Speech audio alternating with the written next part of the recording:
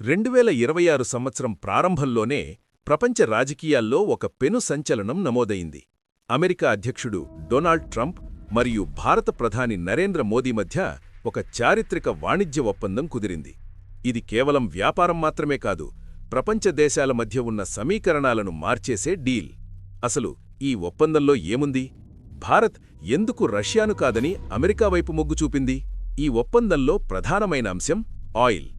ఇప్పటివరకు భారత్ తన అవసరాల కోసం రష్యా నుండి తక్కువ ధరకు ఆయిల్ కొనుగోలు చేస్తూ వచ్చింది. అయితే అమెరికా పెట్టిన ప్రధాన షరతు ప్రకారం భారత్ ఇకపై రష్యా నుండి ఆయిల్ కొనుగోళ్లను నిలిపివేయాలి. దీనికి బదులుగా అమెరికా నుండి, అవసరమైతే వెనిజులా నుండి భారత్ ఇంధనాన్ని దిగుమతి చేసుకుంటుంది. దీనివల్ల రష్యాపై ఉన్న పన్నుల భారం, టారిఫ్ పెనాల్టీ భారత్కు తొలగిపోనుంది. ఈ డీల్ వల్ల భారత్కు కలిగే అతిపెద్ద లాభం టారిఫ్ తగ్గింపు.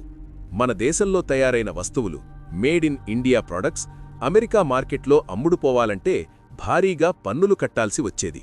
కాని ఇప్పుడు ఆ పన్నును అమెరికా 18% తగ్గించింది.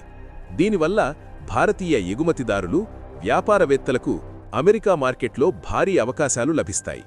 మన వస్తువులు అక్కడ చౌకగా లభించడం వల్ల విక్రయాలు పెరుగుతాయి. ఈ ఒప్పందంపై ప్రధాని మోదీ హర్షం వ్యక్తం చేస్తూ, ప్రపంచంలోని 2 అతిపెద్ద ప్రజాస్వామ్య దేశాలు కలిసి పనిచేస్తే అద్భుతాలు జరుగుతాయని పేర్కొన్నారు. కేవలం అమెరికాతోనే కాదు, గత వారమే భారత్ యూరోపియన్ యూనియన్ ఐయుతో కూడా ఇలాంటి ఒప్పందమే చేసుకుంది. అంటే భారత్ ఇప్పుడు గ్లోబల్ ట్రేడ్లో ఒక సూపర్ పవర్గా ఎదుగుతోంది. అయితే ఈ ఒప్పందం వల్ల రష్యాతో మనకున్న పాత మిత్రత్వంపై ఎలాంటి ప్రభావం పడుతుంది? అమెరికా నుండి దిగుమతి చేసుకునే ఆయిల్ ధర మనకు అందుబాటులో ఉంటుందా? ఇవి ఇప్పుడు మిగిలి ఉన్న ప్రశ్నలు. ఏది ఏమైనా ఈ డీల్ భారత ఆర్థిక వ్యవస్థను మరో మెట్టు ఎక్కించేలా కనిపిస్తోంది.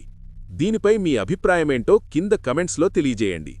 మరిన్ని ఇలాంటి విశ్లేషణల కోసం మా ఛానల్ని ఫాలో అవ్వండి.